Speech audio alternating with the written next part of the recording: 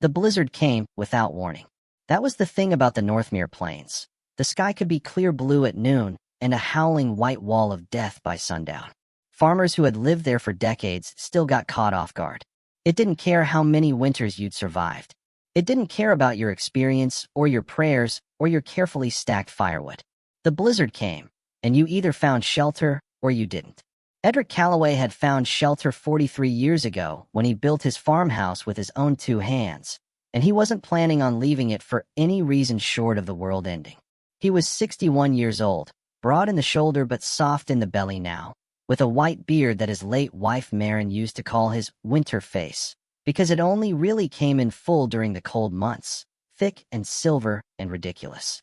His hands were cracked from decades of labor. His knees ached every morning.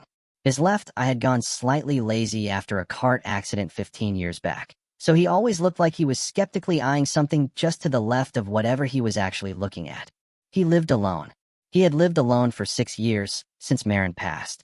His son, Tobin, was down in the city of Velmoor, doing something with trade ledgers that Edric didn't fully understand.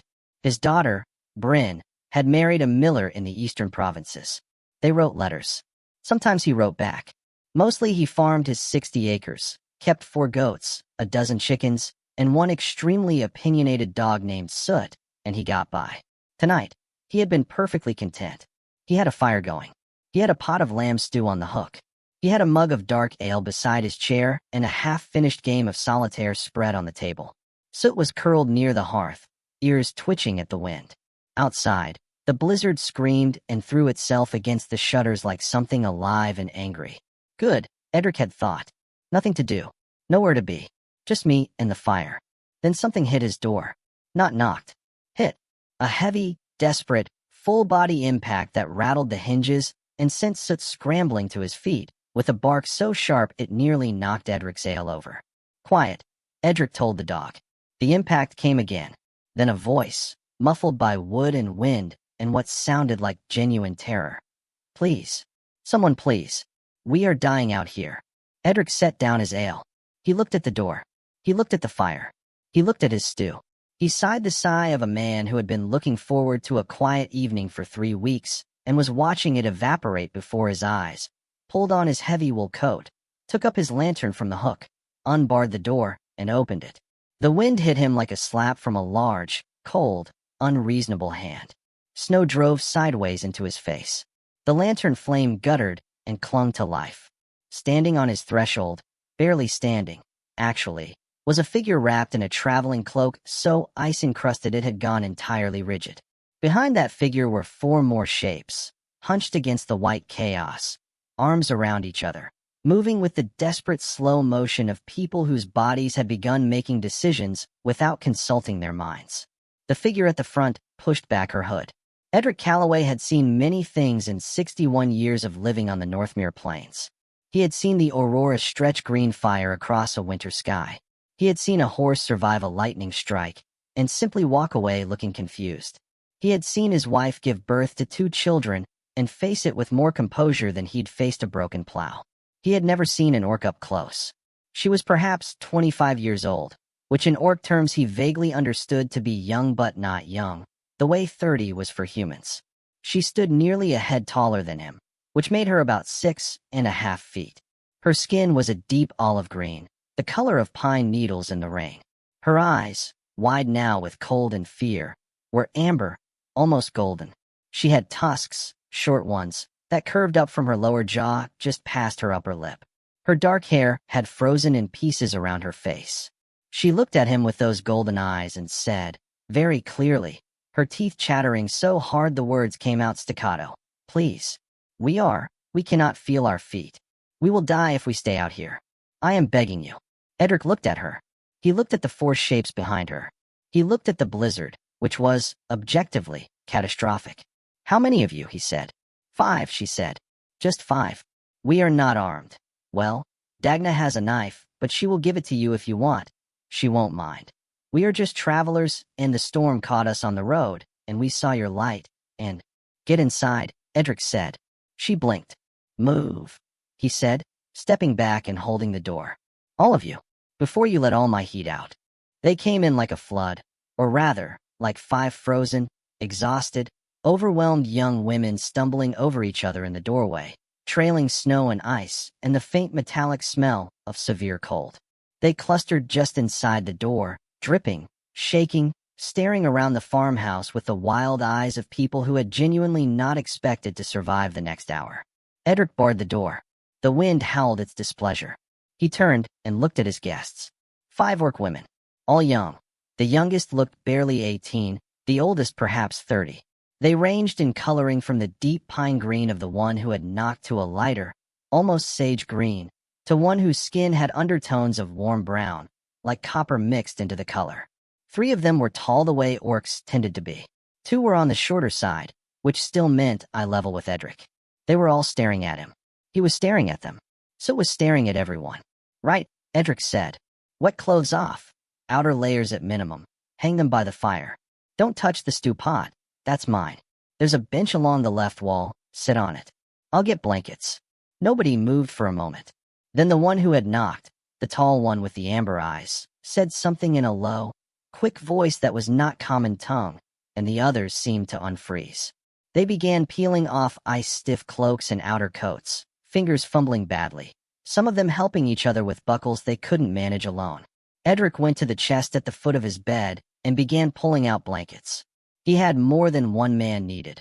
Marin had always kept extras, because you never know. Edric, people could need things, and tonight he was grateful for her practicality even 6 years after she'd left him. When he came back with an armload, the 5 of them were in various states of seated disaster along the bench and a bit of floor, stripped to their inner layers, visibly shaking. He handed out blankets without ceremony, and they grabbed them like lifelines.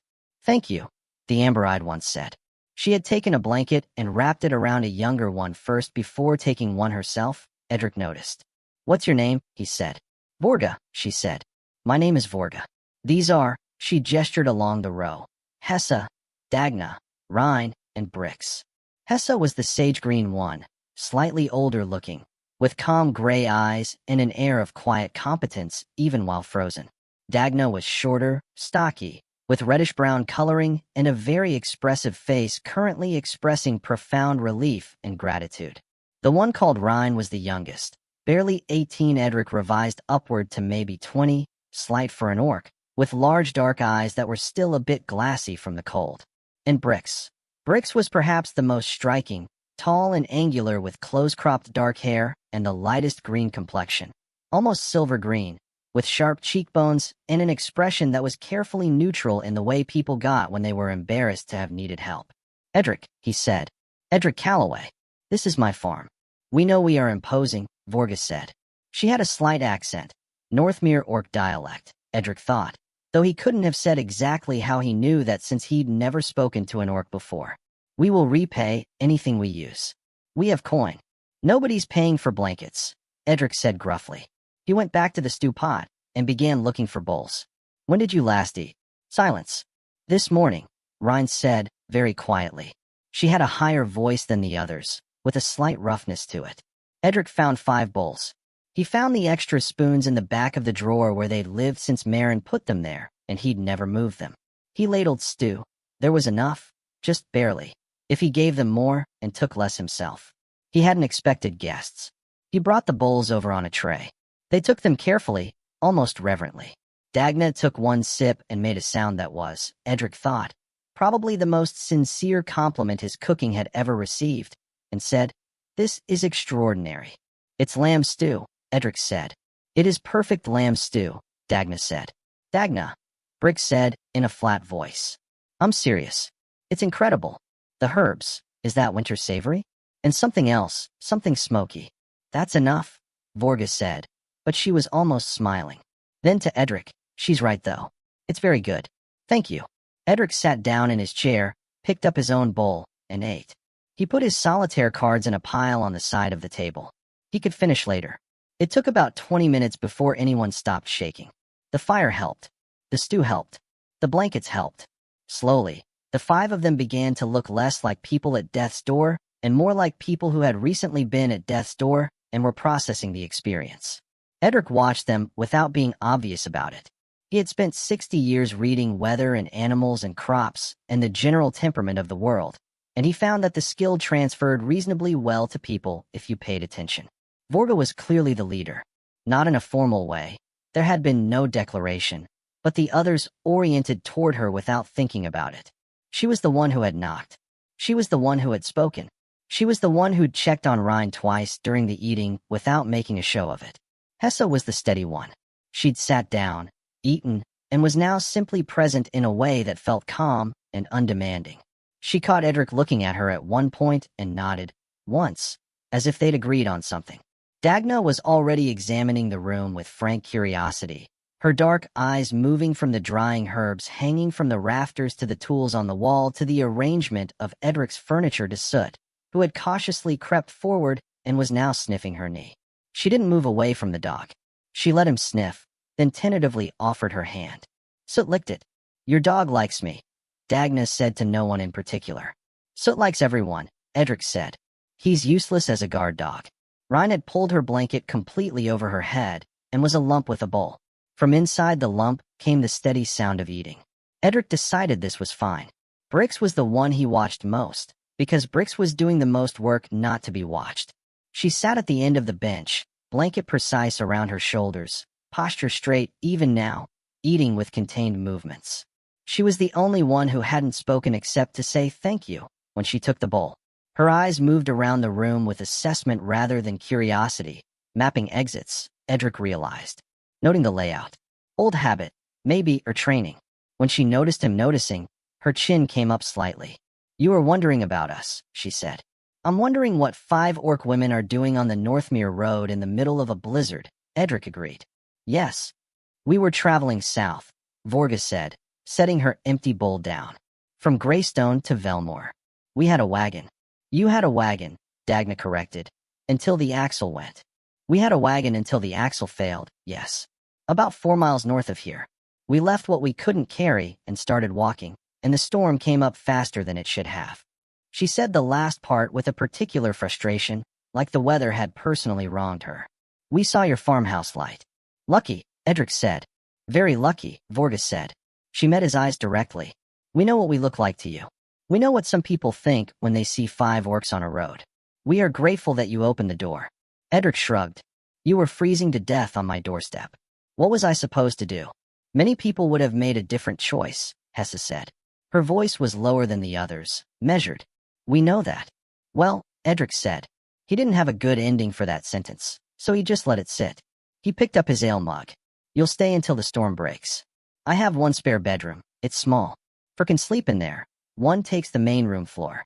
I've got more blankets. We don't want to displace you from your—" "I sleep in my room," Edric said. "Nobody's displacing anybody. It's simple geometry." By the 9th hour of the storm, the farmhouse had settled into something almost comfortable. Ryan had emerged from her blanket and was now cross-legged near the fire with Soot's head in her lap, absently scratching his ears while the dog had achieved what appeared to be a state of transcendent happiness. She had, Edric discovered when she finally spoke more than 2 words, an extremely dry sense of humor that delivered itself in such a flat tone that it took a second to realize she'd made a joke. "Do you grow the herbs yourself?"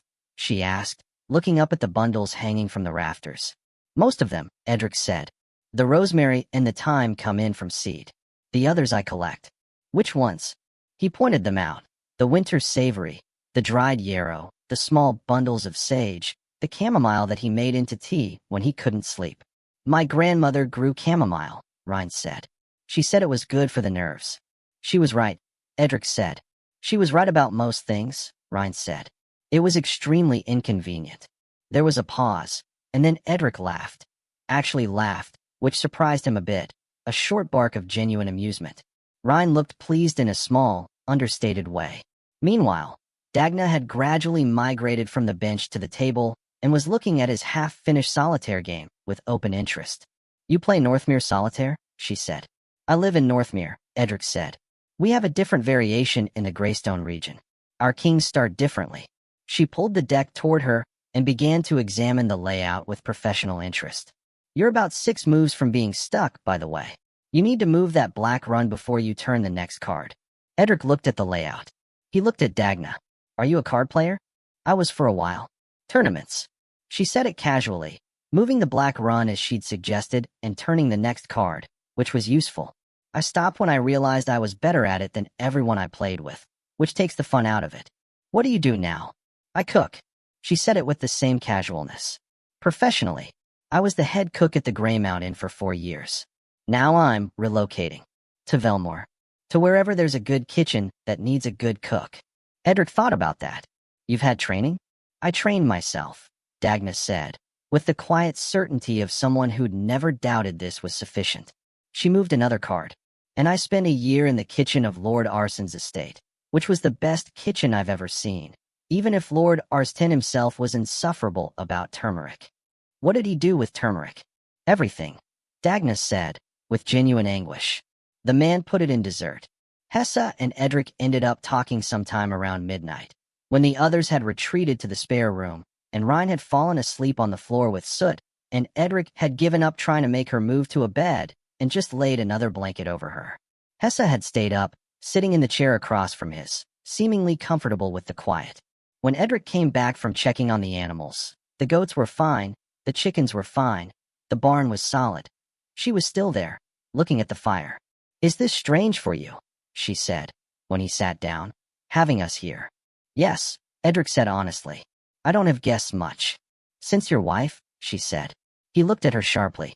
I saw the portrait, Hessa said, nodding toward the small painting above the mantel. A woman in her 30s, dark-haired, laughing at something off-frame. And 2 cups on the shelf, and used. And the rocking chair that has been moved to face the wall. She paused. I am sorry. That is intrusive.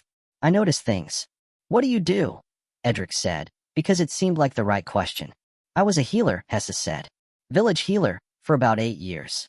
Before that I trained in Greystone under physician Orvuk, who was the best mind in diagnostics I have ever encountered and also the most disorganized human being alive. He kept his reference texts in the chicken coop. Why? He said the chickens kept them alphabetical. She paused. I think he was joking, but I was never completely certain. Edric smiled into his ale. I am going south because there is a hospital being built in Velmoor, Hessa said. The first real hospital the city has had. They need trained healers. I am a trained healer. She said it without pride, just fact. And Greystone is, it was time to leave Greystone. Something in the way she said it suggested there was a longer story there, and also suggested she wasn't going to tell it, and Edric respected that completely, because he had plenty of those himself. You all know each other? He asked. Or did you meet on the road? Both, in a way, Hessa said. Vorga and Brix I have known for years. Dagna I met 2 months ago at the Greymount Inn when I stopped there for a meal, and she came out of the kitchen to argue with a patron about whether he'd actually ordered his egg runny or firm. He had ordered firm. She had made it perfectly. She has very strong opinions about her cooking, and she is always right about them. A pause. Rhine joined us 3 weeks ago, just south of Greystone. She was sitting on a milestone with everything she owned in a bag and looking extremely calm about an objectively alarming situation. Why was she sitting on a milestone? She said she was waiting to see which direction felt right. Hessa considered. And then we came along going south, and she said that direction, and she joined us. Edric thought about Rhine, cross-legged with the dog, dry as winter grass, 20 years old, and apparently navigating the world by feel. And that worked out. It seems to so far, Hessa said. He found out about Brix by accident. He'd gotten up to check on the fire around 3 in the morning and found Brix in the kitchen, standing very still in the dark, facing the shuttered window. She didn't startle when he came in. She'd heard him. She just turned and looked at him with those careful, neutral eyes. Sorry, Edric said. Fire needed banking. I know, Brix said. I heard it go low. He banked the fire. She watched. The wind outside had eased slightly, still fierce, but the worst of it seemed to be moving east. Will it break by morning? She asked. Afternoon, Edric said.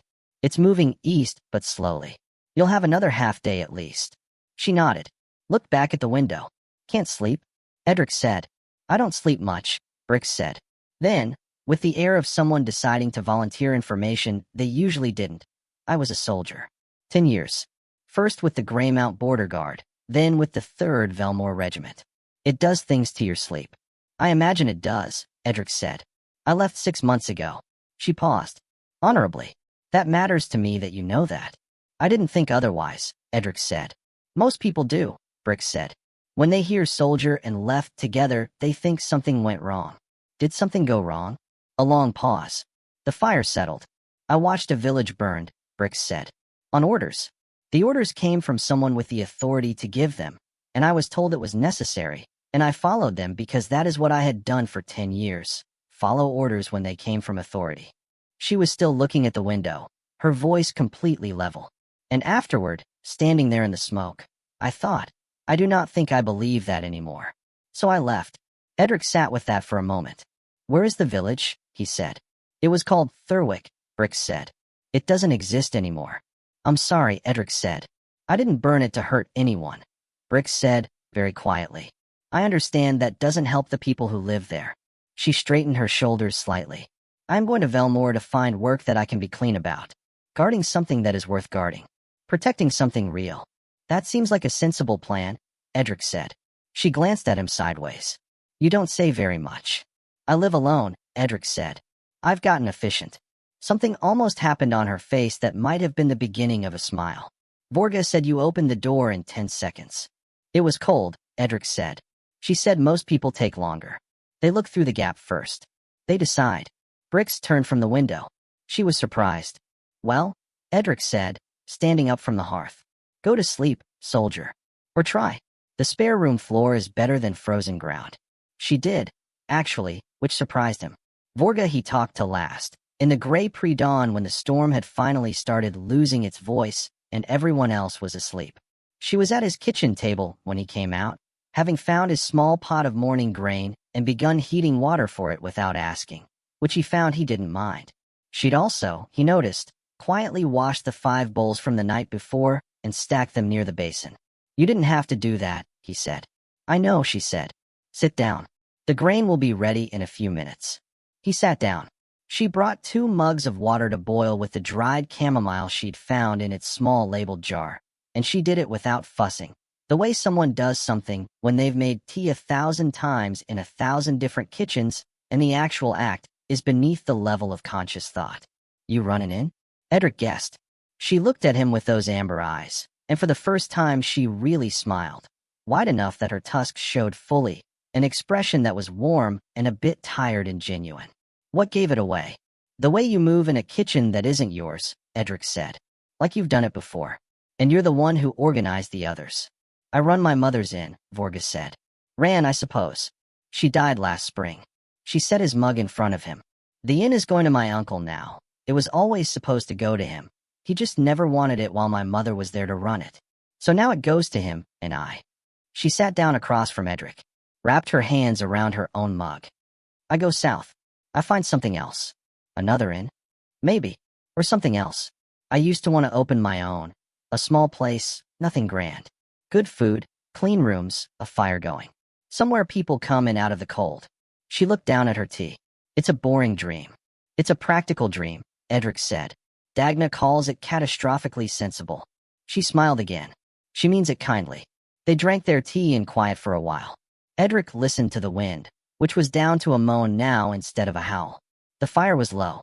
Morning was a gray line under the shutters. Can I ask you something? Vorga said. Go ahead. When you opened the door last night. She paused, choosing words carefully. We are 5 orc women. In the dark. In a storm. You didn't hesitate. You didn't. I've had doors closed in my face for less reason than that. Much less. She met his eyes. Why? Edric thought about it honestly. He turned the mug in his hands. My wife, he said, always kept extra blankets. Because you never know, she used to say. People might need things. He looked at the portrait over the unlit parlor hearth. Marin, laughing at something off-frame, something he couldn't see. I think she'd have been annoyed with me if I'd closed the door. Vorga followed his gaze to the portrait. Then she looked back at him, and something in her expression was careful and kind. She sounds like she was remarkable, Vorga said. She was impractical about blankets and right about everything else, Edric said. Yes. The storm broke properly around noon the next day. The sky cleared to a hard, brilliant blue, the kind of blue you only got after a Northmere blizzard had scrubbed everything clean. The snow was deep, knee-deep in the yard, deeper in drifts against the barn wall. The world was white and bright and ruthlessly cold. The 5 of them got ready to leave with the careful efficiency of people who have learned to not take up more space than they need. They collected their dried outer layers, repacked what they carried, said goodbye to Soot, who received these goodbyes with great dignity and several licks. Rhine folded her borrowed blanket with geometric precision and set it on the bench. Edric went out to the barn and came back with the small work sledge he hadn't used since the previous winter and 2 sets of snowshoes. They stared at him. 4 miles in this snow, without snowshoes will take you until dark, he said. 2 of you take the shoes, they're adjustable. The sledge will carry your bags and make the going easier. He held out a wrapped paper package. Provisions. There's an inn at the crossroads before the main Velmoor road. They'll have horses or a cart to take you the rest of the way. We can't take your sledge, Vorga said. You'll leave it at the crossroads inn, Edric said. Tell Madra, that's the innkeeper, tell her it's Calloway's. She'll send it back with the spring trading cart. She does it every year. You've done this before, Hessa observed. Marin did it before, Edric said. I'm doing it now. There was a moment of quiet. 5 sets of eyes on him, and he felt briefly uncomfortable with all of them, which he didn't enjoy. We owe you more than we can pay, Vorga said. You don't owe me anything, Edric said. You were cold, and you needed help. That's all there was to it. Then, she stopped. Started again. Then accept that we are grateful, and that we will not forget it. Edric nodded once, gruffly. He went and got Soot's leash, because the dog was making clear that he intended to follow them down the road, and someone needed to hold him. They left in a line, Vorga at the front with 1 set of snowshoes, Bricks at the back with the other, the sledge between Dagna and Hessa, Rhine walking in the packed trail Vorga made. They were small against the white landscape, then smaller, then gone behind the tree-line. Edric stood in his yard with Soot pulling at the leash and the blue sky overhead and the cold absolute and clean on his face. All right, he said to the dog. Come on. Spring came, as it always did, with mud and noise and the relentless optimism of things that had survived winter and couldn't wait to say so. Edric's goats had 2 new kids. His chickens doubled their output. He replanted his herb garden and fixed the east fence that had been bothering him since autumn. The sledge came back in mid-April on the trading cart, as expected, with a note tucked under the crossbar. Mr. Calloway, the sledge is returned, as promised. We reached Velmoor safely, thanks to your provisions and your kindness. Hessa has a position at the new hospital. Briggs has been hired by a shipping company to run their warehouse security, which she says is boring but honest work, and she seems satisfied with that. Rhine is apprenticed to a cartographer in the lower city. Apparently, she has an exceptional sense of direction, which would explain how she found the right road in a blizzard. Dagna has a job offer from 3 different establishments and is taking her time deciding, which we are all pretending not to find amusing. As for me, I have found a building for lease in the river quarter. 2 floors, 8 rooms, a proper kitchen with a hearth you could roast an ox in. I think it will be an inn. A small one. Sensible, as Dagna says. If you are ever in Velmoor, you will have a room and a fire and a meal, always, without question. It is a very small repayment, but it is made with great sincerity. Thank you for opening your door. Vorga of the Ember rode in soon. Edric read the letter twice. He put it on the table. He looked at it for a while. Then he went and pinned it on the board near the hearth, next to Bryn's last letter and Tobin's before it, and the old sketch Marin had made of the farmhouse the first year, before they'd added the east wing. He made himself tea. He sat down. Outside, it was spring and warm, and the world was doing what it always did, moving forward, making room for things that hadn't existed before, finding ways to be kinder than it strictly had to be. Soot put his head in Edric's lap. Edric scratched his ears and thought, not for the first time, that Marin had been right about the blankets. She had been right about most things.